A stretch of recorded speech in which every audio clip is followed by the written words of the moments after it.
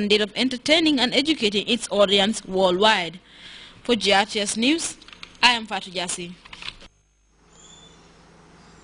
On what can be described as a very dramatic day for those executing the Operation No Compromise, more than a dozen people in Banjul have been apprehended by the operatives of the different security outfits for allegedly contravening the anti-littering law.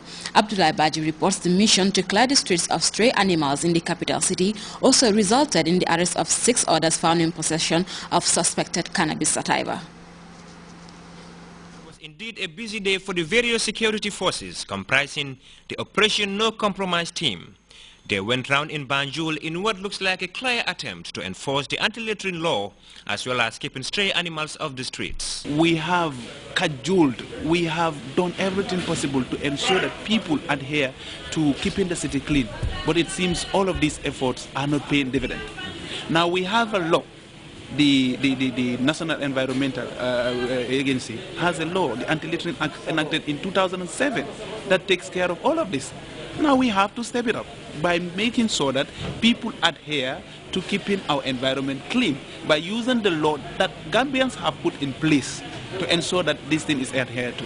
And that is what exactly we have done today. We went out to the city of Banjul, especially in areas like Tobacco Road, and you saw it yourself. This place there is so, I don't know how people manage to live there. And so we have arrested several people, and they would be charged accordingly, taken to court, and then they will have to pay the fines as stipulated by the Act.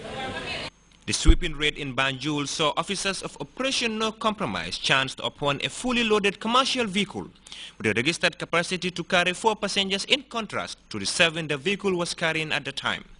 The team swiftly conducted searches on the occupants and found what operatives believe are suspected cannabis on 2 of the occupants. Cannabis that we found in their possession.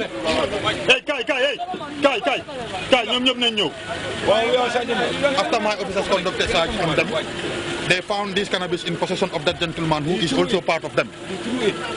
He threw it and it was picked, which means that all of them are accomplices to this cannabis.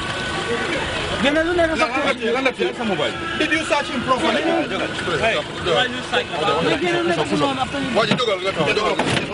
The taxi, yes, was overloaded. We stopped the taxi driver to have him charged accordingly. But when we searched the occupants of the taxi, who were these, I don't know, by files they call them, we found them in possession of suspected cannabis. So you see what an operation like this can bring up. We went out just on a single day, and we were able to see a lot of offenses. We also arrested somebody who was talking on the mobile phone while driving, which is a violation of the Traffic Act. This is done within just a short period. We've spent less than 3 hours in Banjul, and all of these things came to surface. Now, a lot of people will always say that, okay, Operation Bulldozer, Operation No Compromise, when you see vehicle checkpoints at night, and so a lot of people complain that it's too much, but they don't understand what really happens. Just 3 hours.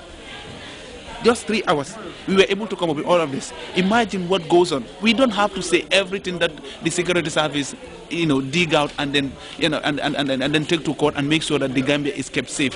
What we need the people to do now is to come out and partner with. Let them understand here that we as Gambians are not here to put them in trouble. We are here to ensure that Gambia is safe for everyone. And the government of the day is not going to compromise on that. We are using the law to work accordingly, and so they must understand that. One of the key interventions is to get rid of stray animals off the street of the city, an issue that is widely talked about.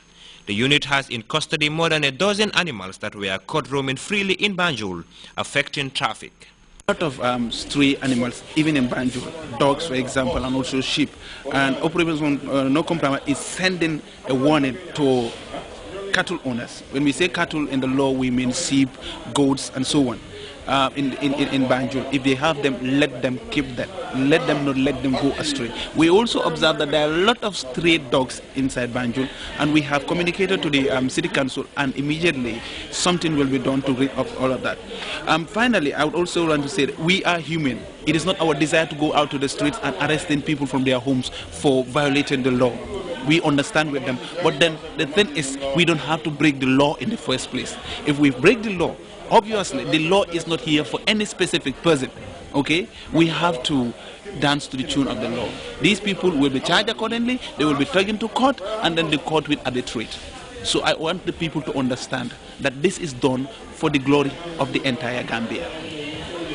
Today's operation by officers of the various security teams is seen as a way of warding off potential offenders, particularly those involved in indiscriminate littering, an act which attracts severe penalties ranging from $1,000 to $30,000.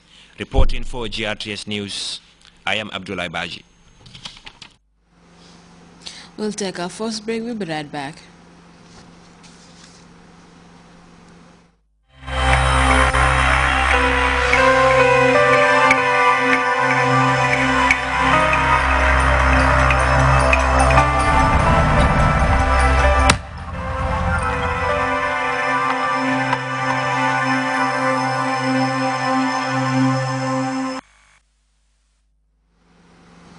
Welcome back. The G20 summit is underway in St. Petersburg, Russia. The main focus is meant to be the global economy, but the debate over a possible military strike in Syria is likely to overshadow that. All eyes will be on the leaders of Russia and the U.S. who hold opposing views on the conflict. U.S. President Barack Obama is pursuing limited strikes on the Syrian regime as punishment for the suspected use of chemical weapons. But Russian President Vladimir Putin is standing by his country's longest ally.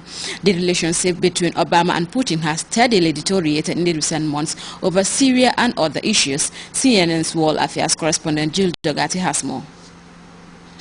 St. Petersburg are decorated with banners for the G20 summit, the theme, economic growth and jobs. But the host, Russian President Vladimir Putin, says it's a good opportunity to discuss Syria. Putin and President Barack Obama could have a chance to speak on the margins of the G20 summit, U.S. officials say, but they're skeptical there will be any meeting of the minds. And in an interview with the Associated Press and Russia's state channel 1 television, Putin was standing his ground. The American people didn't choose President Obama for him to be nice to Russia, and your own servant was not chosen by Russia to be nice to anybody else. We work, we argue, we are human, sometimes we irritate each other. Obama is urging Congress to approve military action in Syria. But Russians like Ilya, an IT analyst, agree with their president. That would be a mistake. It's a great tragedy to the world. I don't know what can be done here. Everything which I can think about makes things worse. Everything. Putin wants Obama to provide evidence beyond doubt that the Syrian government used chemical weapons in an attack near Damascus. And Nikolai, a railroad worker, says at the G20, the two presidents should lay their proof on the table. So let them sit down and we'll see who's right and whose intelligence works better, American or Russian. The two presidents are divided by more than Syria. NSA leaker Edward Snowden is still in Russia after being granted temporary asylum. Obama has been a vocal opponent of Russia's anti-gay propaganda law and is expected to meet with human rights and gay rights activists while here. It's gotten personal. Obama saying while their talks can be productive, Putin sometimes looks like the bored kid in the back of the classroom. Putin questioning why Obama, a Nobel Peace Prize winner, would want to launch a military attack against Syria. At this G20 summit, it's still unclear which leader's argument will prevail. Jill Doherty, CNN. While world leaders debate what to do about Syria, there is no end to the flood of refugees. The UN says 2 million people have fled Syria's civil war. A quarter of them have ended in neighboring Jordan. Some are returning home despite the deadly violence. CNN's Ben Witherman has more. The bus back to Syria is full. There's no room left. They're fed up and leaving the Zaatari refugee camp in northern Jordan, ready to risk their lives to return home. For those who waited for the bus but couldn't get on, the angry realization they've lost even their place in the camp. They'll have to sleep here in the dust until the next bus, this man tells me. Around 120,000 refugees live in this dusty camp, just 15 kilometers or nearly 10 miles from the Syrian border. Each family here has a story of loss and desperation. Miriam shows me her 88-year-old mother, whose wheelchair is broken, who needs medicine.